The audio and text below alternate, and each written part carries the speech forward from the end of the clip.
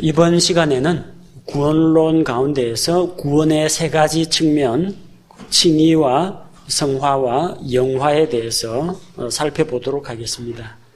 이 칭의와 성화와 영화는 믿는 자들의 과거와 현재와 미래를 다루는 부분입니다. 각각의 개념이 어떻게 다른지 살펴보도록 하겠습니다. 칭의라는 것은 로마서 3장에서 5장 사이에 나오는 하나님께서 이 죄인들을 의롭다고 간주하시는 하나님의 행위를 칭의라고 합니다. 하나님께서 의롭다고 하신 그 사건은 창세기 15장 6절에서 아브라함에게 하나님이 의롭다고 하셨습니다. 아브라함이 하나님을 믿음에 하나님께서 이것을 그에게 의로 여기셨다고 했습니다.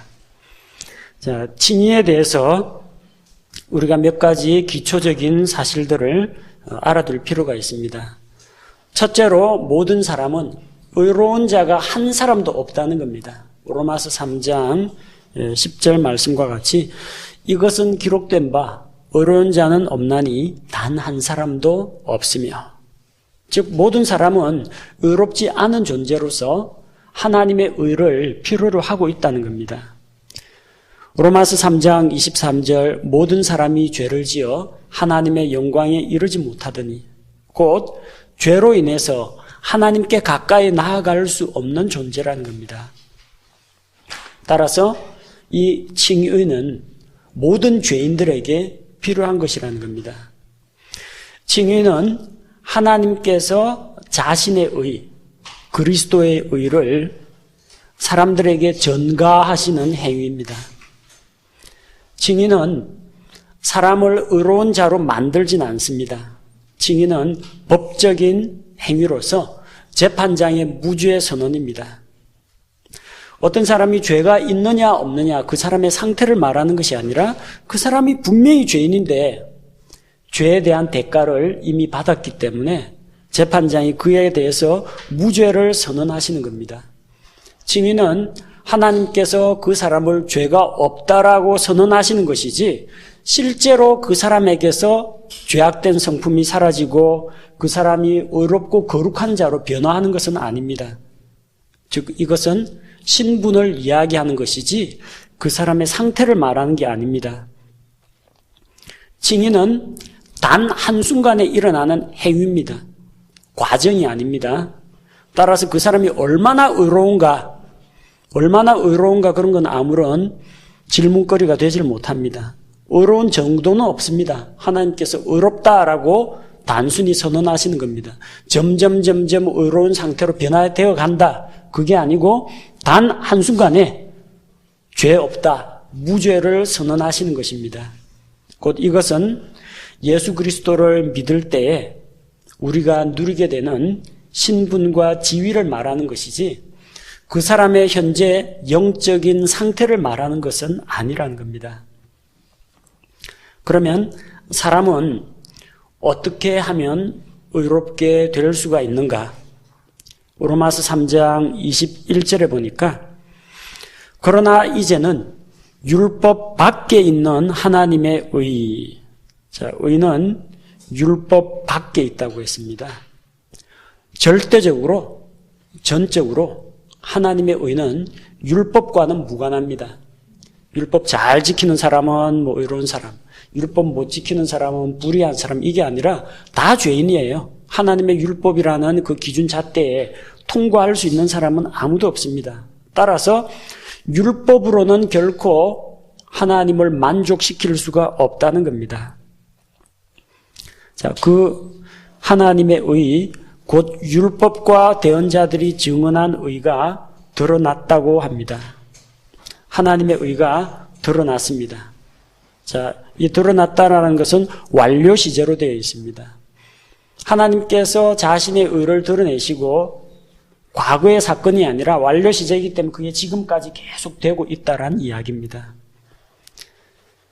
하나님의 의는 율법과 대언자들로부터 증언을 받았다고 했습니다. 율법도 이 하나님의 의를 인정합니다. 대언자 시대에도 하나님의 의를 인정합니다. 구약의 율법 시대에 사람들은 죄 문제를 해결하기 위해서 희생 제사를 하나님께 바쳤습니다. 율법에 따라서. 그런데 율법에 따라서 짐승을 잡아 죽인다고 해서 그 사람의 죄 문제가 해결되는 게 아닙니다. 뭐가 필요해요? 짐승 희생 제사를 드리면은 하나님이 죄를 용서해 주시기로 하셨다. 그 약속의 말씀에 대한 믿음이 있어야만 짐승을 드릴 수가 있고 믿음으로 드려야만 죄 문제가 해결이 됩니다. 그냥 종교적인 습관에 젖어가지고 가서 한 마리 죽이고 말지. 그러는 거는 하나님 앞에서 그냥 도살하는 겁니다. 너희가 믿음도 없이 내게 나와가지고 희생 헌물을 드리는 것은 돼지의 목을 꺾는 거하고 별 다를 바가 없다고 합니다. 하나님의 성전에 믿음을 가지고 경배하러 나와야 되는데 그냥 종교의식으로 왔다 갔다 하니까 내 성전들만 밟지 말라. 차라리 성전 문 닫아 잠그라고 하나님께서 말씀하실 정도입니다. 믿음이 없이는 구약시대 절기나 희생제사나 의식이 아무런 의미가 없다는 겁니다. 이미 율법을 통해서 대신 속죄의 개념이 드러났습니다. 너희가 다 죄인인데 너희 대신에 아무 죄 없는 짐승 희생을 잡아다가 그 피를 바쳐라. 피가 혼을 위해서 죄를 속한다. 이 하나님의 의는 죄인들을 대신하여 예수 그리스도의 무죄한 피, 의로운 피가 흘려질 때 그 피를 믿는 믿음으로 너희가 의롭게 된다. 율법이 이미 희생 제사를 통해서 다 증언했습니다. 율법도 인정하는 내용입니다. 또한 대언자들로부터 하나님의 의는 인정을 받았습니다.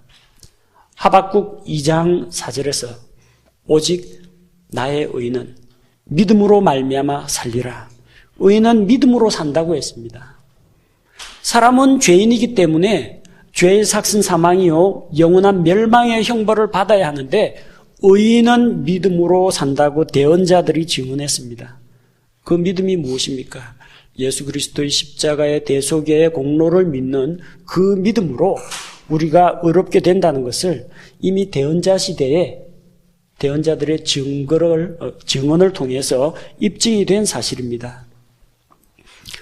이 하나님의 의는 오로지 믿음으로만 얻을 수가 있습니다. 22절 그것은 곧 예수 그리스도의 믿음으로 말미암아 모든 자에게 미치고 믿는 모든 자 위에 임하는 하나님의 의니 거기에는 차별이 없느니라.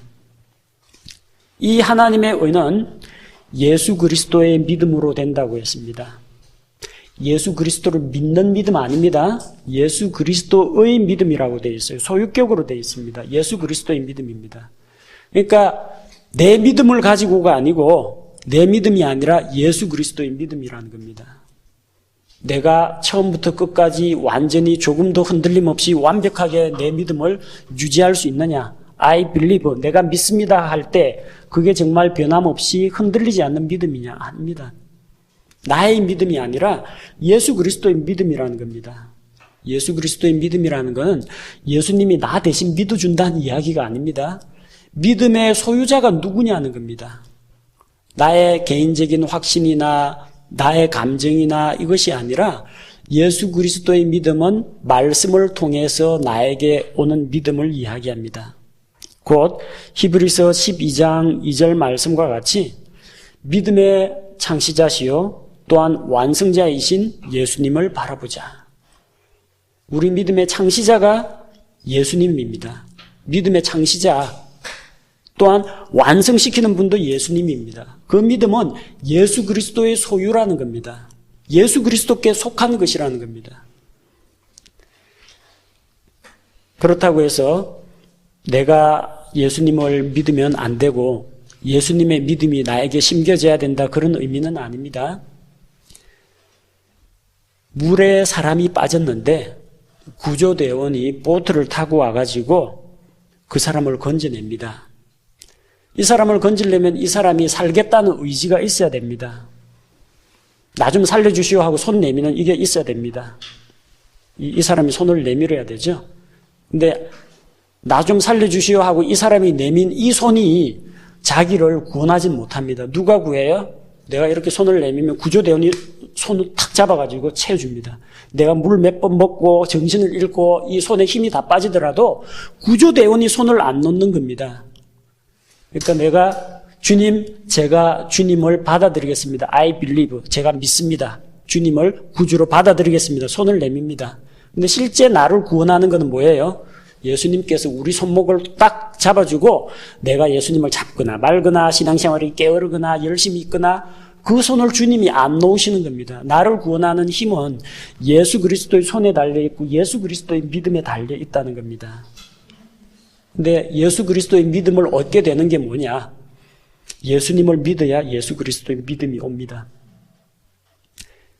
내가 예수님을 믿는 믿음이 필요 없다는 이야기가 아니라 예수님을 믿는 믿음이 있으면 예수 그리스도의 믿음이 온다는 겁니다. 갈라디아서 2장 16절 말씀을 보겠습니다. 갈라디아서 2장 16절. 자, 개역 성경이라든지 다른 영어 성경 어디에도 예수 그리스도의 믿음은 안 나옵니다. 킹 제임스 성경에만 나옵니다. 사람이 율법의 행위로 의롭게 되지 아니하고 오직 예수 그리스도의 믿음으로 되는 줄 알므로. 의롭게 되는 건 율법의 행위는 아니라고 했어요. 뭘로 돼요? 예수 그리스도의 믿음으로 된다는 겁니다.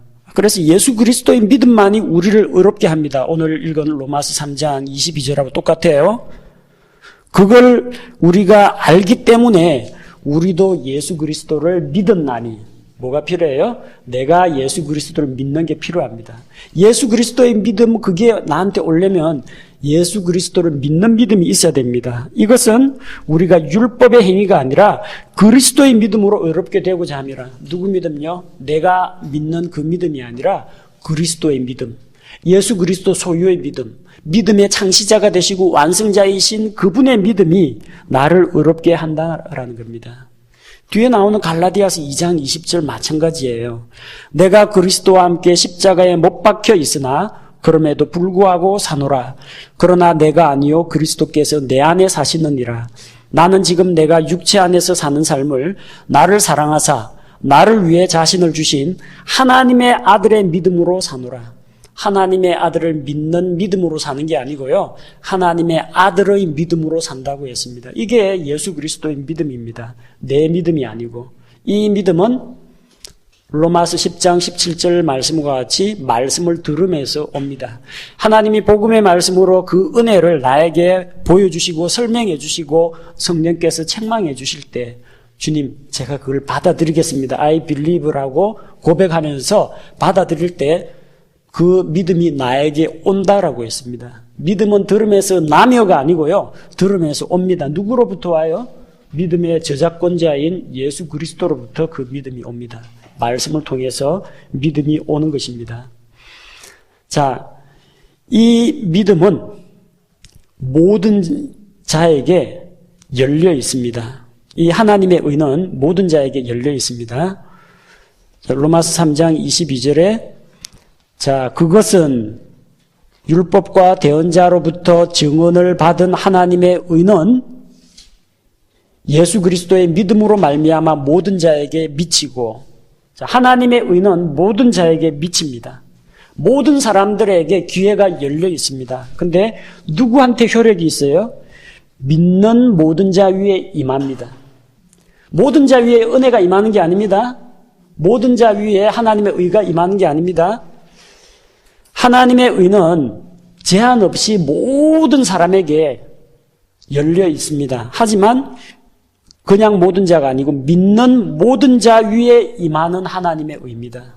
하나님의 의는 누구에게 주어져요?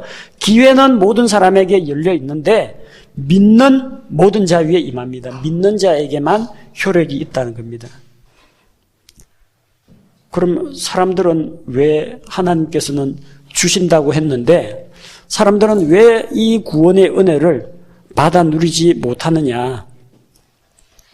히브리서 4장 2절 우리뿐만 아니라 그들에게도 복음이 선포되었으나 하나님의 은혜의 복음은 똑같이 선포되었습니다. 온 세상에 선포되었습니다. 모든 사람에게 기회가 주어졌습니다. 그러나 선포된 그 말씀이 그것을 들은 자들 속에서 믿음과 섞이지 아니하였으므로 그들에게 유익을 끼치지 못하였느니라. 하나님의 은혜의 복음, 하나님의 은혜, 하나님의 의는 모든 사람에게 영향을 미치는데 누구에게만 유익을 주고 효력을 발생시키느냐? 그것을 믿음으로 받아들이고 속에서 그 은혜의 복음과 자기 마음속에 있는 믿음이 섞여야만, 듣는 자가 믿음을 화합해야만 유효하게 된다는 겁니다. 하나님의 의는 오직 믿음으로만 가능합니다. 믿는 모든 자 위에 하나님의 의가 임하게 됩니다. 왜 사람들이 하나님의 의를 받아야 합니까? 세상에 있는 모든 사람들이 다 죄인이기 때문에 그렇습니다. 죄를 지어서 하나님의 영광에 이르지 못하는 존재이기 때문에 그렇습니다.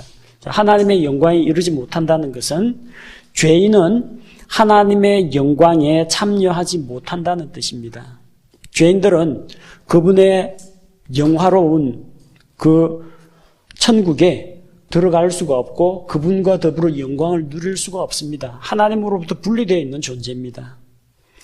죄인은 하나님의 절대적이고 완전한 거룩함의 수준에 도달하지 못합니다. 아무리 착하게 살고 바르게 살려고 노력을 하더라도 하나님의 그 영광스러운 완전한 거룩함의 수준에는 도달하지 못합니다. 정도의 차이만 있을 뿐, 크고 작은 차이만 있을 뿐 모든 사람은 다 죄인이라는 겁니다. 자, 그런데 예수 그리스도께서 이루어 놓으신 대속에 의해서 우리에게 의가 부여가 됩니다. 그리스도 예수님 안에 있는 구속을 통해 하나님의 은혜로 값없이 의롭게 되었느니라. 하나님의 은혜로 말미암아 예수 그리스도의 의가 우리에게 전가가 된다는 겁니다. 그리스도 안에 구속이 있습니다. 구속이라는 것은 노예나 포로를 이제 해방시키기 위해서 돈을 주고 값을 지불하고 사오는 것을 이야기합니다. 우리는 예수 그리스도께서 십자가에서 흘리신 그 피로 말미암아 구속을 받았습니다. 예수 그리스도의 피로 말미암아 구속, 곧 죄들의 용서를 얻었습니다. 레위기 17장 11절에서 육체의 생명은 피에 있기 때문에 피가 혼을 위해서 속죄한다고 했습니다. 피가 속죄를 이룹니다. 따라서 히브리서 9장 22절은 피 흘림이 없으면 죄들의 사면이 없다고 했습니다. 예수 그리스도께서 피 흘려 주심으로 말미암아 우리가 죄들의 용서를 받게 되었습니다. 하나님의 은혜로 말미암아 값없이 의롭게 되었습니다. 은혜라는 것은 받을 만한 가치가 없는 사람에게 거저 주시는 선물을 말합니다. 그래서 우리는 값없이 곧 선행이나 율법의 행위나 종교적인 어떤 수행이나 고행이나 이런 것들이 전혀 필요 없이 믿는 자들에게 거저 선물로 주신 그 은혜를 받아 누립니다. 치러야 할 값은, 구원을 위해서 필요한 값은 하나님 쪽에서 지불하셨습니다. 사람을 의롭게 하는 데는 상당히 문제가 있습니다. 하나님 입장에서 볼 때. 왜 문제가 있느냐면 하나님은 공의로운 재판장입니다. 법은 법대로 해야 되는데 아니 재판장이 어떻게 죄인을 의롭다고 할 수 있느냐는 겁니다. 하나님께서 어떻게 해서 죄인을 의인이다 이렇게 이야기할 수 있느냐는 겁니다. 죄인은 죄인이라고 해야지 왜 의인이라고 하느냐, 이 문제가 있습니다. 또 하나는 거룩하신 하나님께서 어떻게 그 죄인들을 용납할 수 있느냐는 겁니다. 하나님은 완전한 빛 가운데 계시고 거룩하시기 때문에 티끌만한 죄도 용납하실 수가 없는 분인데 어떻게 그 추악한 죄인들을 받아들일 수 있느냐는 겁니다. 결국 이것은 하나님의 그 거룩하심에 문제를 일으킵니다. 하나님이 죄인은 죄의 삭은 사망이요 딱 쓸어버리면은 하나님의 공의하고 맞는데 죄인을 의롭다고 하신다? 죄인들을, 거룩한 하나님이 죄인들을 받아들이신다? 하나님이 의로운 자가 아니라 하나님이 불의한 자가 아니냐, 이런 문제까지 발생할 수 있는 겁니다. 자, 어떻게 하면 하나님께서 합법적으로 사람들을 의롭다고 할 수가 있느냐? 곧 하나님의 해결책이 있습니다. 로마서 3장 25절, 26절에 보니까 그분을 하나님께서 그분의 피를 믿는 믿음을 통한 화해 헌물로 제시하셨으니, 지난 시간에 화해 헌물이 무엇인지 공부했습니다. 예수 그리스도가 우리를 위해서 하나님의 진노를 억누르고 그분의 진노와 적대감을 호의로 바꾸는 화해 헌물이 되셨다는 겁니다. 사람과 하나님 사이를 화목하게 만드셨다는 거예요. 이것은 하나님께서 참으심을 통해 과거의 죄들을 사면하심으로써 자신의 의를 밝히 드러내려 하심이요, 내가 말하거니와 이때 자신의 의를 밝히 드러내사 자신이 의롭게 되며 또 예수님을 믿는 자를 의롭게 만든 이가 되려 하심이라. 예수 그리스도라는 화해 헌물을 통해서 하나님의 칭의는 아무런 문제가 없이 됩니다. 첫 번째는 하나님 자신이 의롭게 됩니다. 왜 의롭게 됩니까? 공의로우신 재판장이 죄를 눈 감아주고 처벌 안 했다면은 하나님 거룩하지 않은 분이다, 공의롭지 않은 분이다, 문제가 되죠. 근데 하나님은 죄에 대해서 심판을 했습니다. 다만 전 세계에 있는 죄인들을 심판하신 것이 아니라 사람들의 죄를 모두 다 자기 아들 예수 그리스도의 머리 위로 돌려놓고 십자가에서 자기 아들 예수 그리스도를 심판했습니다. 죄에 대해서는 법대로 집행하셨네요. 하나님은 여전히 의로우신 분입니다. 공의로우신 분입니다. 또 한 가지, 사람들이 그럼 어떻게, 저 죄인들인데 하나님이 어떻게 죄인들을 의롭다고 하실 수가 있습니까? 그것도 문제가 없습니다. 죄에 대해서 하나님께서 죄의 삭은 사망인데 그 사망의 삭을 자기 아들 예수 그리스도를 통해서 대신 지불하신 겁니다. 예수님을 통해서 그걸 대신 지불했습니다. 믿는 모든 자는 예수님 십자가에 달려 돌아가실 때 그분이 자신의 죄를 대신해서 십자가에 대신 죽으셨다는 것을 믿고 고백하며 예수님의 대속을 자기의 것으로 받아들입니다. 자, 그럼 이 사람은 죄의 삭은 사망인데 예수님을 통해서 죄값을 치렀어요. 그럼 이 사람은 더 이상 이 죄에 대해서 책임을 질 필요가 없어요. 그러므로 하나님께서 너는 상태는 죄인이 맞지만 과거에 죄를 지은 적이 있지만 죄값을 이미 예수님을 통해 지불했기 때문에 너는 죄가 없다, 무죄선언 땅땅땅 결정을 내리는 겁니다. 그래서 하나님 자신도 의로우십니다. 왜? 죄에 대해서 심판하셨으니까. 또 사람들도 의롭다고 하십니다. 왜? 예수님을 통해서 죄값이 지불되었기 때문입니다. 미국에 유명한 한 판사가 있습니다. 어떤 한 가난한 사람이 가벼운 경범죄입니다. 죄를 지어가지고 재판 자리에 나왔습니다. 그는 감옥에 갇히게 되면 날마다 벌어가지고 먹고 살기 때문에 그 일가족의 생계가 끊어집니다. 재판장은 그에게 당시 돈으로 벌금 $20를 선고했습니다. 그 사람 낼 돈이 없습니다. 그냥 감옥에 들어가야 되는 거예요. 몸으로 갚아야 됩니다. 그러면 집에 있는 자기 아내하고 아이들은 굶어 죽습니다. 그러자 그 재판장이 재판석에서 판사 옷을 벗어가지고 그다 벗어놓고 내려왔어요. 그 다음에 그 사람 옆에 서가지고 자기 지갑에서 $20를 딱 꺼내가지고 그 사람 보는 앞에서 법정에다 지불했습니다. 이 사람 벌금 제가 대신 냅니다. 그 다음에 다시 재판석에 올라가서 판사복 다시 입고 위 사람은 죄에 대한 대가로 벌금 $20를 이 법원에 납부했기 때문에 돌아가도 좋다. 꽝꽝꽝. 판결회가 돌려보냈어요. 하나님께서 하신 일이 바로 이것입니다. 우리는 죄값을 갚을 수가 없어요. 죄의 삭은 사망이요. 다 죽어가 지옥 가가지고 형벌 받는 것밖에 없어요.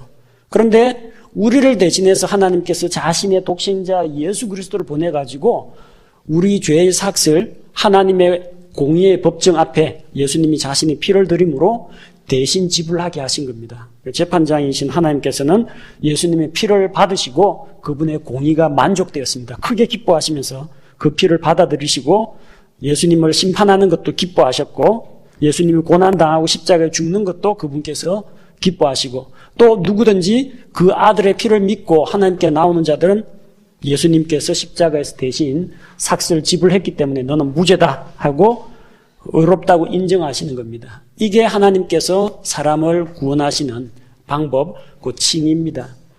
칭의라는 것은 우리 신분의 변화를 말합니다. 우리가 칭의받았다라고 해서 이제부터는 내가 100% 완벽하고 깨끗하고 죄가 하나도 없는 거룩한 존재로 변화되었다는 게 아닙니다. 나의 신분이 달라졌다는 겁니다. 죄들의 용서를 받고 죄의 형벌로부터 자유하게 되었다는 이야기입니다. 칭의를 받으면 어떠한 복들이 우리에게 찾아옵니까? 로마서 5장 1절부터 11절까지가 칭의의 축복을 다루고 있습니다. 로마서 5장 1절에 그러므로 우리가 믿음으로 의롭게 되어 우리 주 예수 그리스도를 통해 하나님과의 화평을 누리는도다. 하나님과 화평을 누리게 됩니다. 옛날에는 죄로 인해서 원수가 되었는데 이제는 하나님과 평화의 관계가 이루어졌다는 겁니다.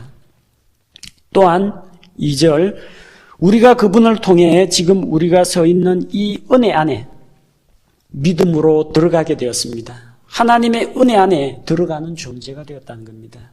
은혜의 왕좌 앞에 원한 때는 나아갈 수가 있습니다.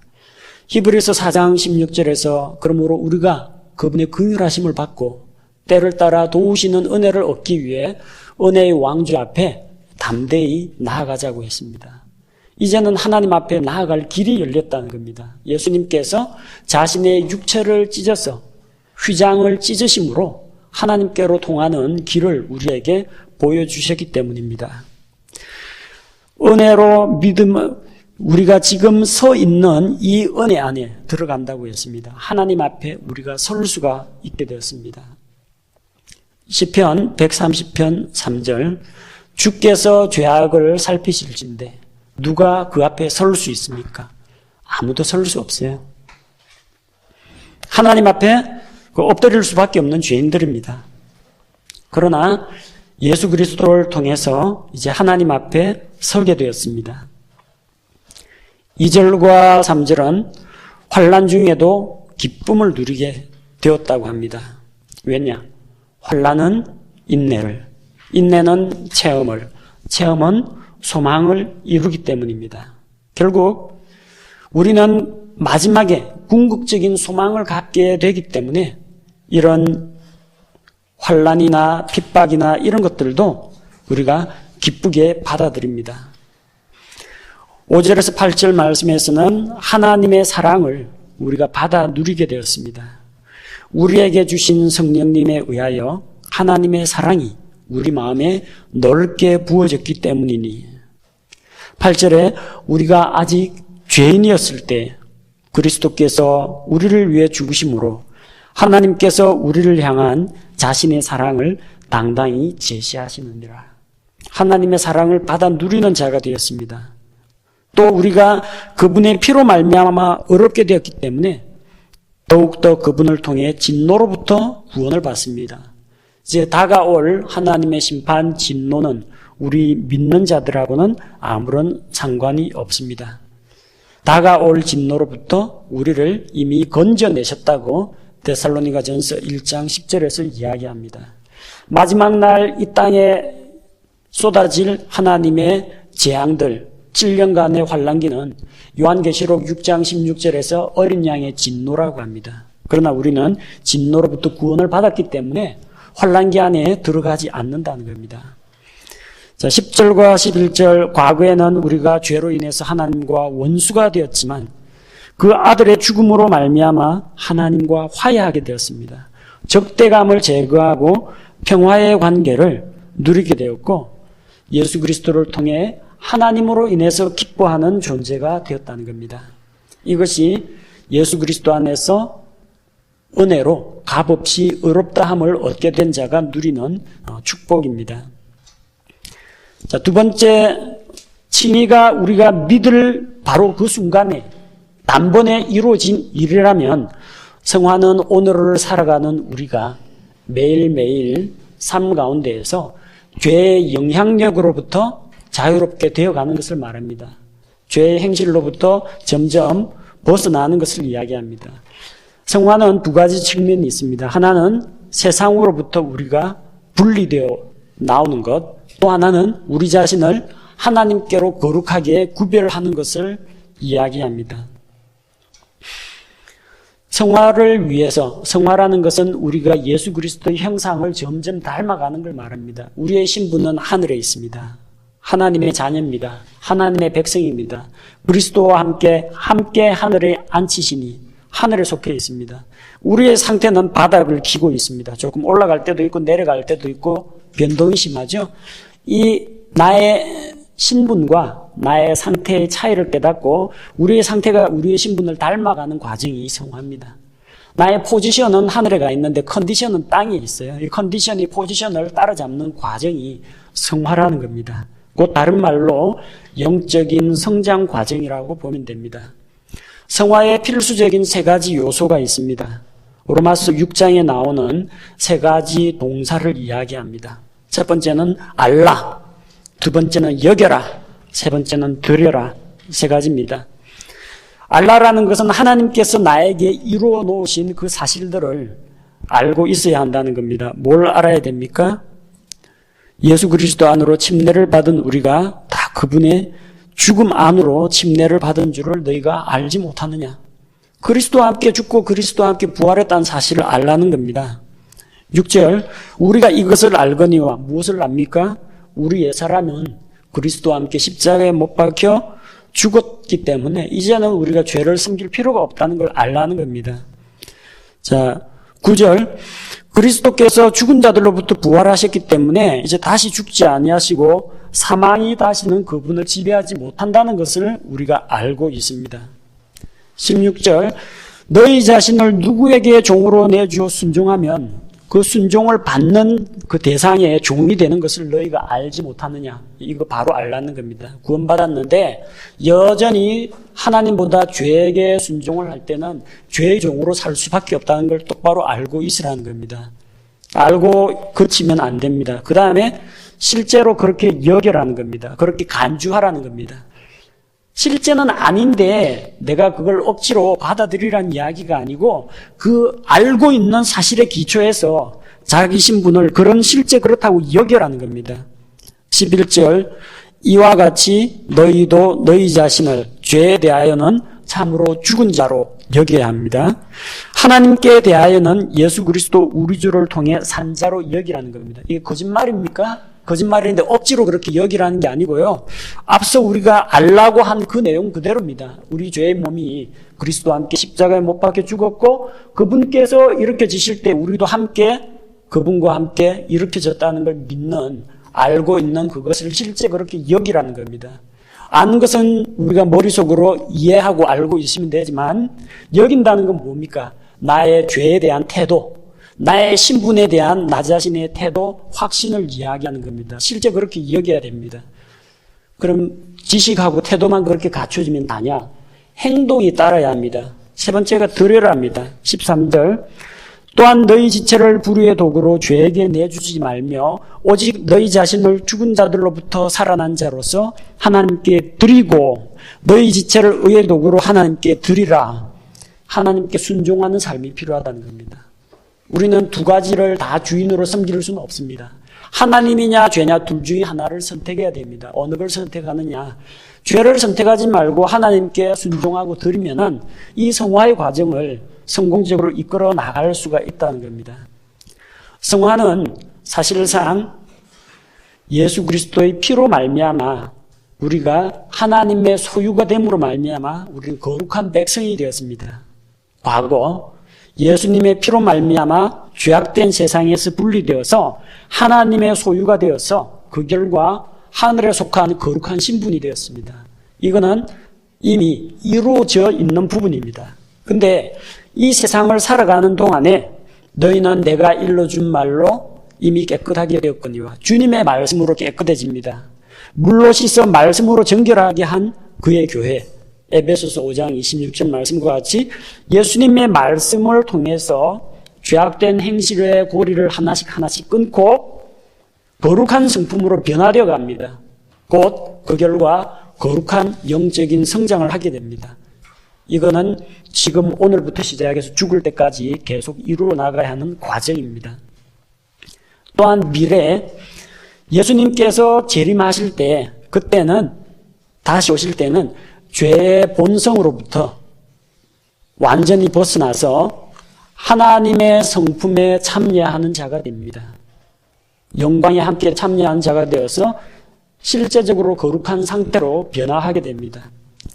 그러나 이 모든 것은 실은 예수 그리스도를 우리가 믿고 그분께서 자신이 단번에 속죄를 드림으로 말미암아 거룩하게 된 자들을 영원히 온전하게 하셨다고 했습니다. 이미 다 이루어진 거예요. 다 이기는 싸움을 우리는 싸워나가고 있는 것입니다. 예수님 다시 오실 그때에 우리가 완전히 거룩한 상태로 되는데 지금 이 세상을 살아가는 그 동안에는 매일같이 죄악된 습관과 행실로부터 벗어나서 죄의 영향력으로부터 자유하게 되어가는 그런 과정이 필요합니다. 자, 세 번째 단계는 영화의 단계입니다. 우리 로마서 8장 30절 말씀 그때 이미 살펴보았습니다. 우리가 하나님의 아들이신 그분의 맏아들의 형상을 자기 아들의 형상을 닮은 자, 본받는 자가 되게 하려 하십니다. 우리가 예수 그리스도와 같이 영광스러운 형상으로 변화되는 것을 영화라고 합니다. 나중에 그리스도 안에서 죽은 자들이 일어나고 살아있는 우리가 몸이 변화되어서 공중으로 채에 올라갈 때 그때가 되면 완전하게 거룩한 자로 변화가 됩니다. 요한일서 3장 2절 3절 말씀 보면 그분께서 나타나시면 우리가 그분과 같게 될 줄 아노니 주님께서 다시 오실 때 우리가 그분과 같이 변화가 됩니다. 베드로후서 1장 4절에서 하나님의 본성에 신의 성품에 참여하는 자가 되게 하신다고 했습니다. 주님 다시 오실 때 이루어집니다. 로마서 8장 30절 우리는 뭐가 예정되어 있다고요? 구원받는 게 예정된 게 있는 게 아닙니다. 믿는 자는 하나님께서 그 아들의 형상을 본받는 자가 되도록 자신이 제 부르신 자를 의롭다고 하시고 의롭다 하신 그들을 또한 영화롭게 하셨느니라 과거로 되어 있어요. 왜? 하나님의 이 예정 고리 속으로 들어온 자는 마지막에 영화롭게 될 것이 이미 확실하게 예정이 되어 있기 때문에 영화롭게 하셨다 하고 안정적으로 과거 시제로 표현하고 있습니다. 실제적으로는 우리 입장에서 볼 때는 미래에 일어날 사건입니다. 하나님 입장에서는 그리스도 안에서 이미 완전히 이루어 놓으신 일입니다. 골로새서 3장 4절 우리 생명이신 그리스도께서 나타나실 때 우리도 영광 가운데 나타나리니 우리도 그분과 같은 영광에 참여하게 됩니다. 이 영화의 과정, 성화의 과정은 일평생 지속되는 과정입니다. 칭의는 단 한순간에 일어납니다. 영화 역시 예수 그리스도께서 다시 오실 때 바로 그때 이루어집니다. 단 한순간에 이루어집니다. 그리고 칭의의 과정을 위해서 필요한 건 뭡니까? 오로지 믿음입니다. 하나님께서 이미 은혜를 주셨는데 믿으면 예수 그리스도의 믿음으로 의롭게 됩니다. 성화의 과정에서는 내 안에서 일하시는 하나님께서 동기력을 주시고 나로 하여금 일하게 하시고 소원을 품게 하시면 내가 그분의 뜻을 따라 행합니다. 하나님의 도우시는 힘과 안에서 일하시는 하나님과 밖으로 일하여 드러내는 나의 삶이 같이 갈 때 성화의 과정이 이루어집니다. 근데 영화의 과정에서는 우리가 할 수 있는 게 아무것도 없습니다. 또 해야 될 일도 아무것도 없습니다. 이건 전적으로 그분께서 하나님께서 우리를 완전하게 영화롭게 변화시켜 주시는 것입니다. 우리 입장에서는 영화의 단계는 미래에 이루어질 일이지만 하나님 보시기에는 이미 또한 영화롭게 하셨다고 했습니다.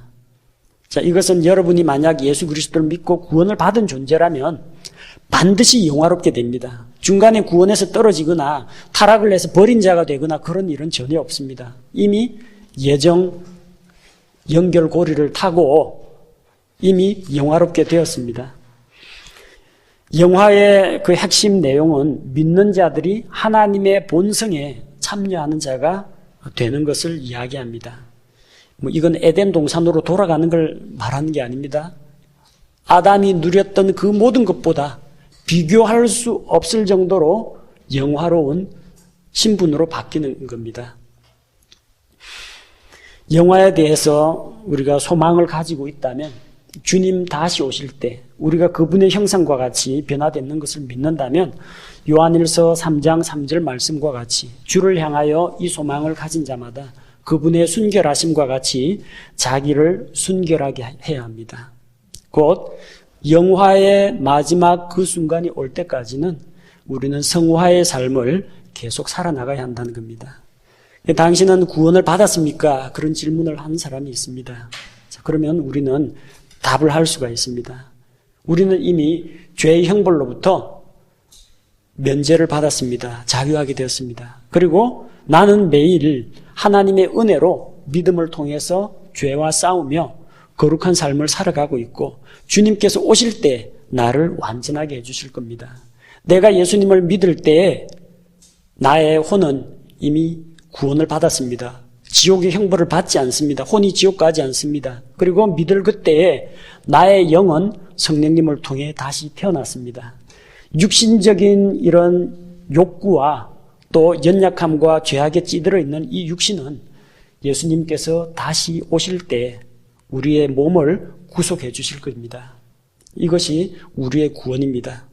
한 번 구원은 영원한 구원 맞습니다. 그건 한 가지 놓치지 말아야 할 것이 있습니다. 구원받았으니까 이제는 무슨 짓을 해도 지옥은 안 간다. 그러니까 마음대로 살아도 된다. 그게 아니고요. 의롭게 된 자로서 빛 가운데 계신 하나님과 교제하면서 그분을 닮아가는 성화의 삶이 우리 생활 가운데에서 지속되어야 합니다.